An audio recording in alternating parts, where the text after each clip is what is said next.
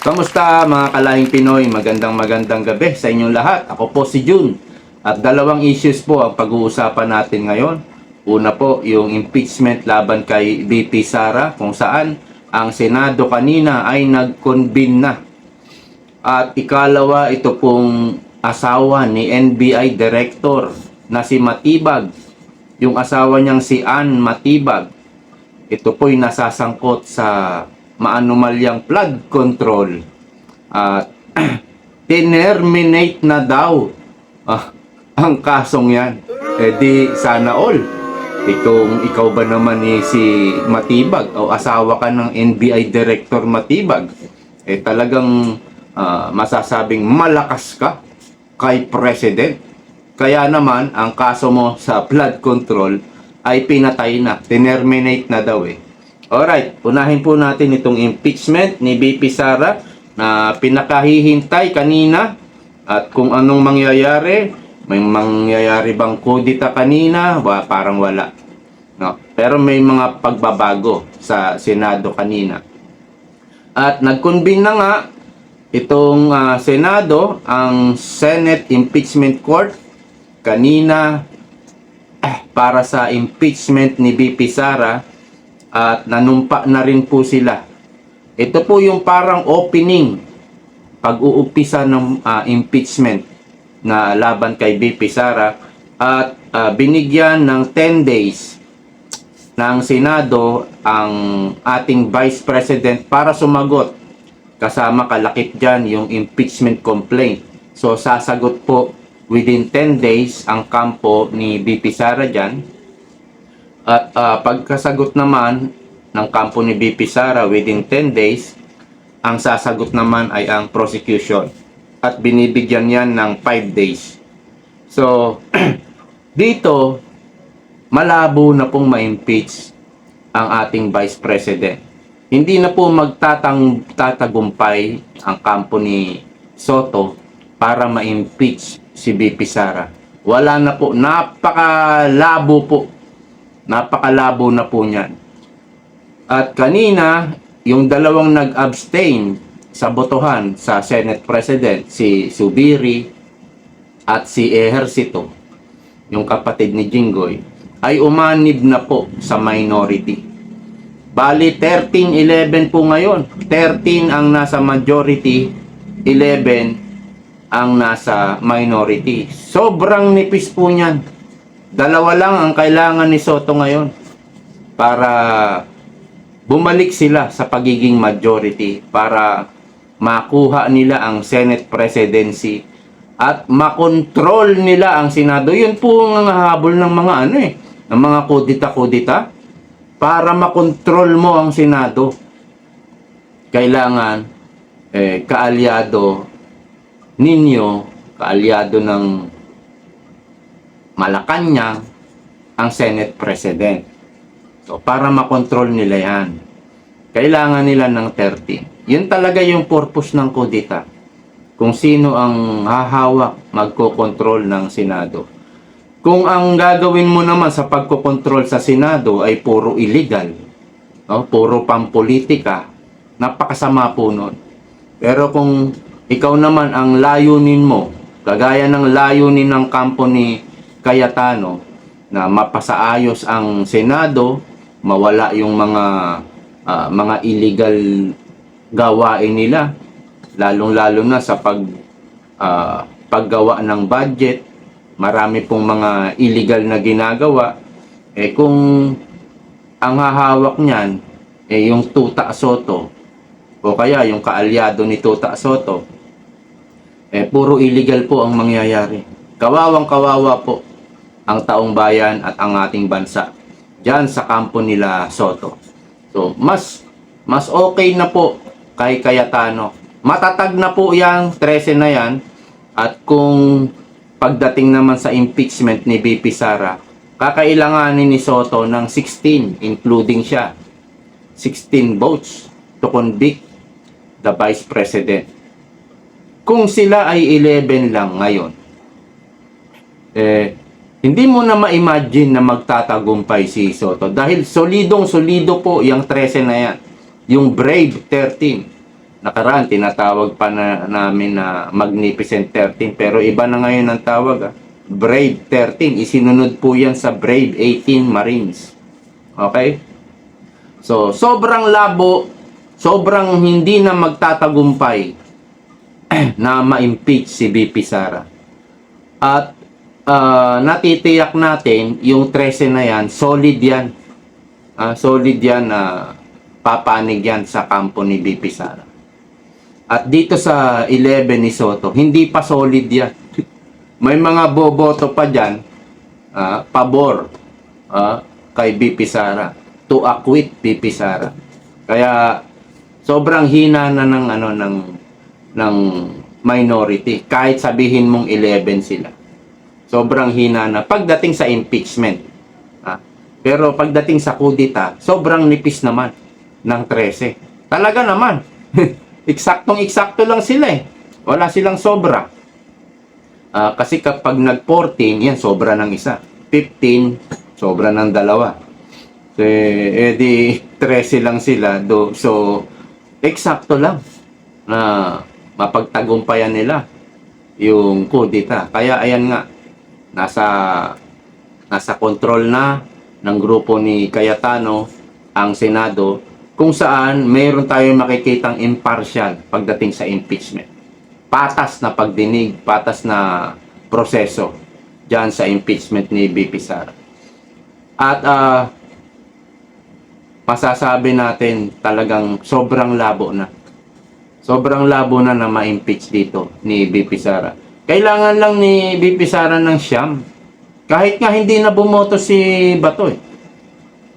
Pero I'm sure magpapakita yan. Or baka hindi na. No, hindi natin pala alam. Hindi ko sure. Kasi sigurado hahabulin siya ni Trillanes eh. Pag nagpakita pa siya sa Senado. Pero kahit hindi na bumoto si Bato, siyam lang ang kailangan. 13 sila. Minus 1. O di 12. O di. Sobrang hirap ng problema ngayon ni Soto. Paano siya makakabuo ng 16? Hindi na po. Hindi na po mangyayari yan. Kaya wala nang kapag-asa itong impeachment ni VP Sara. Pero gusto po nating makita yung paglilitis sa kaso ni VP Sara, yung impeachment niya. Gusto nating makita. Gusto nating makita na walang ebidensya sila De Lima, sila Luistro. Gusto rin nating mapahiya yung mga nag-aakusa kay VP Sara na puro gawa-gawa lang ang ebidensya at ang mga testigo. So, gusto talaga natin makita yan. At dito naman po sa kaso ng asawa ni NBI Director Matibag, kung ikaw ay susunod ka lang kay Marcos Jr., lahat ng ipapagawa, illegal man yan o legal. Kadalasan naman, ang nakikita natin pinapagawa dyan, kay NBI Director, ay puro illegal. Yung paghabol kay Senator Bato, illegal po yan. Yung panggugulo nila sa Senado, mas lalong illegal yan. Sabi nga eto yung Senado. Kung walang NBI dyan, walang mga armado sa paligid, hindi po magkakagulo ang Senado. Ganun kasimple. Dahil nandyan kayo, talagang posibleng magkagulo at nagkagulo nga. Dahil nandyan kayo, mga armado pa naman kayo. Kaya nagkagulo. So, yung NBI talaga ang may kasalanan at yung mga pronouncement, statement ni Matibag, inconsistent, nagpabago-bago. Kasi para makalusot, para mapasinungalingan, nagpapabago-bago ang kanyang mga pahayag. So, puro ano talaga, puro pagpapalusot yung maririnig mo kay Matibag. Kaya sila talaga ang salarin dito sa panggugulo sa Senado. At kaya nga, dahil ikaw ay isang masunurin kay Mr. President, eto yung kaso ng asawa mo ay nailakad na plansya na, kumbaga, yung gusot, at terminated na. ang kaso sa flood control ng asawa ni Director Matibag. So, sino ang kawawa na naman dito? Eh, mga taxpayers na naman. Eh, wala yung project, ghost project. Tapos, ano nangyari sa pondo? Na parte-parte na. Pinagparte-partehan na, ginahasa na ang pera ng bayan. Tapos, tutulungan pa ng bangag na presidente. Ano talaga mangyayari sa Pilipinas at sa mamamayang Pilipinong mga naghihirap kagaya natin? Eh, talagang lagi tayong argabyado dito sa pamumuno ni Bongbong Marcos. Sobrang dami na ng mga pagnanakaw.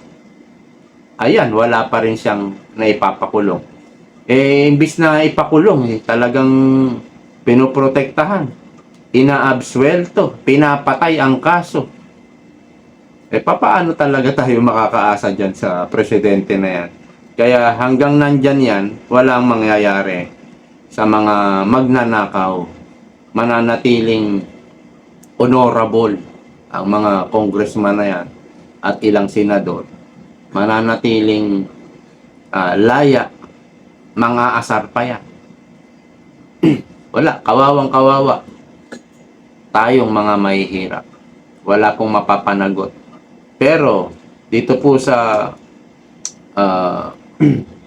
under Senate President Cayetano sa Senado, at least, mayroon tayong makikita dyan. Sigurado yan.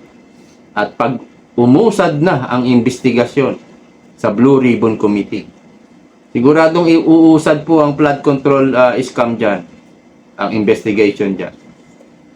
Dyan tayo makakakita ng kahit papano, hindi man mapakulong, kahit papano magkakaroon ng linaw sino talaga ang magnanakaw. Makakapagsalita ang mga witness. Kahit papano. Kasi, pagdating ng pagkakaso na, ito yung naimbestigahan ng Blue Ribbon at kakasuhan na. Saan pupunta? Sa ombudsman na tuta aso ni Marcos Jr. Wala din. Wala din. Mahihirapan din. Pero, ang importante, malinawan kung sino talaga yung mga malalaking isda na sangkot dyan. Hindi po lang isang mastermind yan. Kasi, 3 equal body nga tayo.